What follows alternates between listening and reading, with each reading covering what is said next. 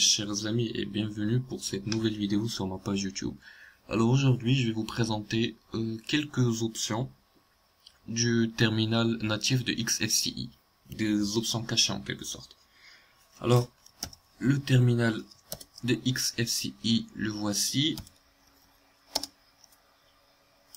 J'ai la version 0.6.1 qui est à ma connaissance la dernière version de ce terminal.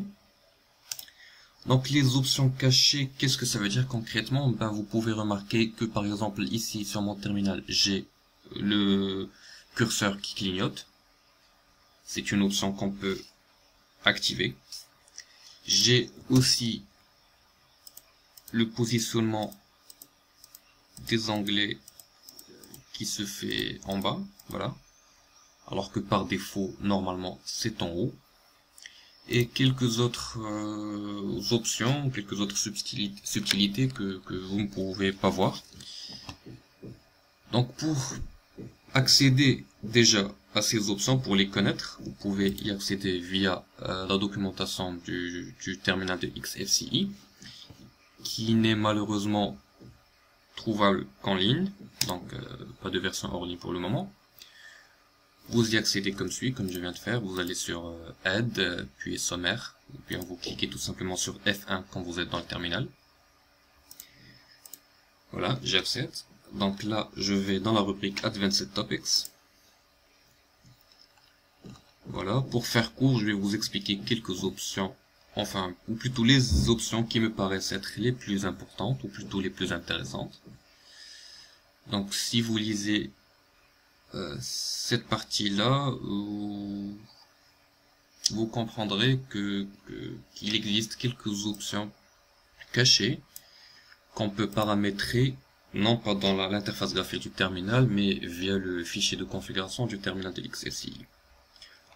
Alors la syntaxe est très simple, il suffit de mettre le nom de l'option, puis de mettre sa valeur, qui pour la plupart du temps est une valeur booléenne, ce qui veut dire qu'elle peut être vraie ou fausse. Donc en anglais, true ou false. Donc pour les quelques options que je trouve intéressantes, il y a la première, Misc Always Show Tabs. Donc concrètement, elle nous permet d'afficher les onglets, même si on n'a qu'un seul onglet d'ouvert. Alors par défaut, je vais juste ouvrir le terminal. Par défaut, vous voyez que là, quand ça me gêne. Donc vu que quand j'ai démarré mon terminal, voilà, donc je n'ai pas d'onglet. Pour que les onglets apparaissent, il faut automatiquement que j'ai au moins deux onglets d'ouvert. Voilà, donc vous pouvez omettre cette option là, plutôt en utilisant justement Misc Always Show Tabs avec la valeur vraie, la valeur true. Deuxième option que je trouve intéressante, Misc Bell. Cela va nous permettre d'activer la sonnerie. Alors par défaut, dans un terminal, normalement il existe une sonnerie qui permet d'avoir un genre de notification sonore quand quelque chose c'est correctement exécuté ou vice versa.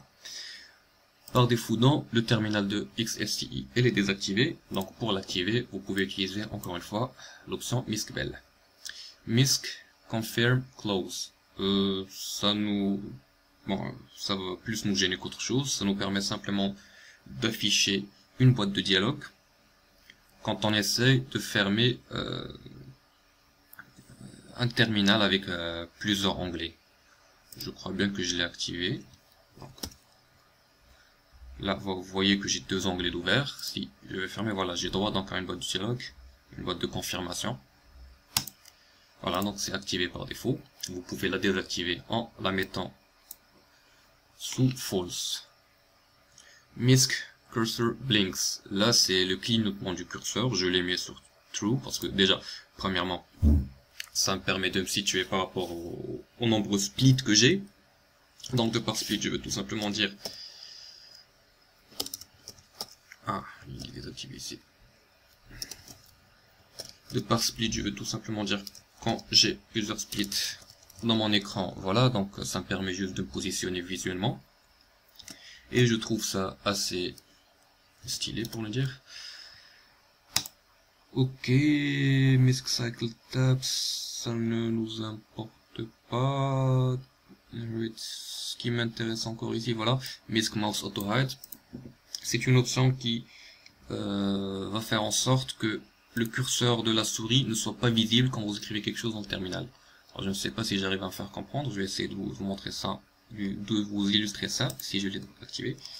Par exemple, si j'écris une commande, vous voyez que le curseur de ma souris a disparu. Donc pour le faire réapparaître, il faut tout simplement faire bouger sa souris. Voilà, donc ça peut être pratique.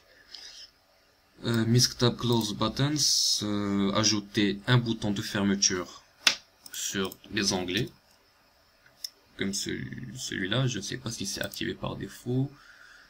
Ah, pardon, voilà, c'est activé par défaut, donc vous pouvez notamment le désactiver. Misc Tab Close Middle Click, ça aussi ça peut s'avérer très pratique pour les férus de souris, pour ceux qui préfèrent bosser, travailler avec leur souris, avec un clic sur comment ça s'appelle déjà, la molette. Voilà, je peux fermer un onglet sans passer par l'icône de fermeture. Positionnement des onglets, pas très intéressant. Et la dernière option qui est aussi assez intéressante à mon avis, c'est une option qui va tout simplement nous permettre de mettre en évidence les URL pardon, dans notre terminal. Donc tous les liens. Donc je vais voir si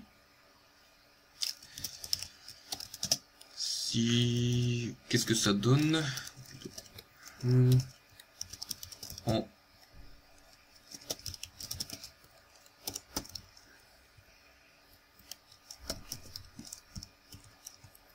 donc je pense bien qu'elle est désactivée chez moi. Ok, donc voilà. Donc ça va tout simplement nous permettre de mettre en évidence un lien. Et vous pouvez y accéder facilement avec un clic droit. Bon, pour ma part, je ne peux y accéder qu'avec un clic de la molette.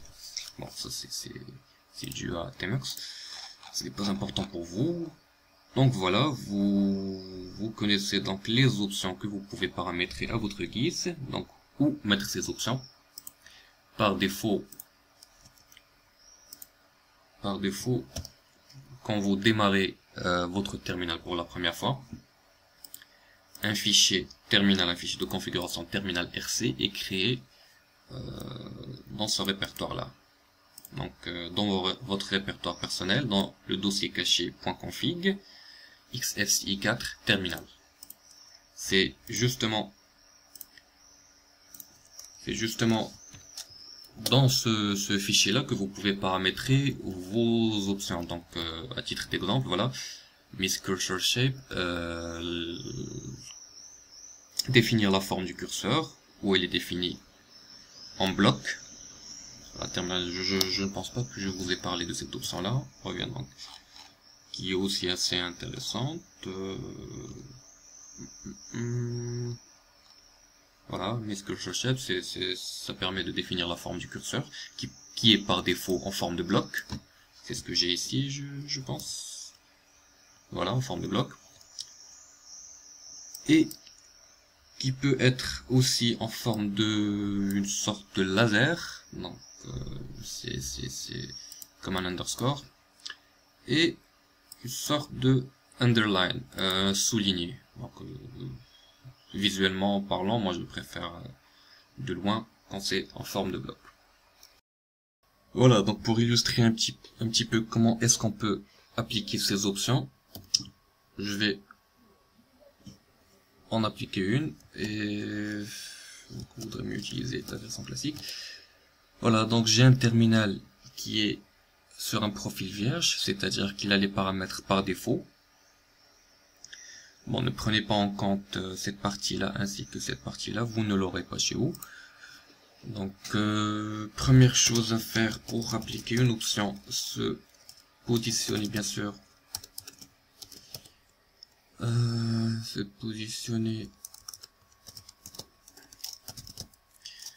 dans le répertoire où se situe le fichier de configuration du terminal, puis l'ouvrir avec un éditeur de texte, n'importe lequel.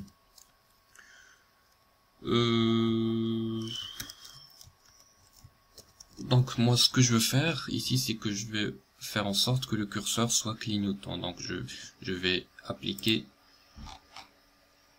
l'option Miss Cursor Blinks, je vais la mettre sur True. Si elle existe dans mon fichier de configuration. Si elle existe ici. Si elle n'existe pas, bien sûr, il est possible de la créer. Donc tout simplement, il sera possible d'écrire Miss Cursor Blinks égale True. Bon, moi je pense qu'il existe. Donc effectivement, Blinks, oui, il existe. Voilà. Donc vu qu'il existe, je vais tout simplement changer ce false en true. Voilà, une fois que c'est fait, j'enregistre donc mon fichier et je quitte. Je ferme le terminal. Je réouvre mon terminal pour constater que voilà, le curseur est maintenant clignotant. Donc c'est exactement la même syntaxe, le même principe pour toutes les autres options.